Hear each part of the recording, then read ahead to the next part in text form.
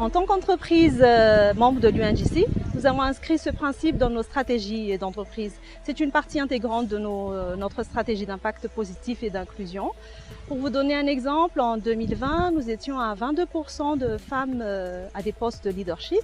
Aujourd'hui, on a dépassé notre objectif, on est à 26%. Et notre objectif pour 2030 est à 35%. Il faut permettre aux femmes de développer leur leadership et grâce à la formation, on peut y travailler. En effet, la montée en compétences des femmes et leur place dans l'entreprise sont cruciales pour le développement d'une entreprise à l'international et pour son équilibre.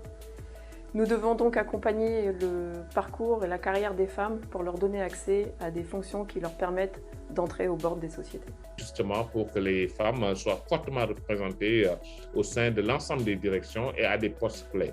Le leadership féminin est capital. On le voit naturellement, à chaque fois qu'on a des leaders femmes sur des postes stratégiques, on a d'excellents résultats. On a aujourd'hui un effectif de 38% de femmes et on ambitionne d'ici fin 2030 d'arriver à un taux de 50% de taux de féminisation. Et aujourd'hui, plusieurs mesures d'accompagnement sont prises afin d'arriver à cet objectif. En Afrique, il y a une prise de conscience nécessaire sur la place des femmes en entreprise.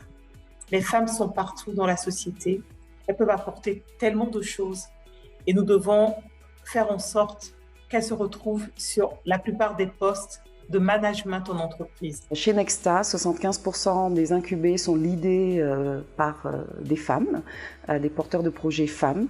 Et à ce titre, Nexta, nous nous sommes alliés à de plus grands programmes sur le continent tels que Women in Africa. Chez Action, nous avons pris le choix, depuis quelques années maintenant, vous le savez, et sans relâche, je me bagarre tous les jours pour la féminisation de nos équipes, tant au niveau opérationnel, mais au niveau des directions et au niveau des conseils d'administration.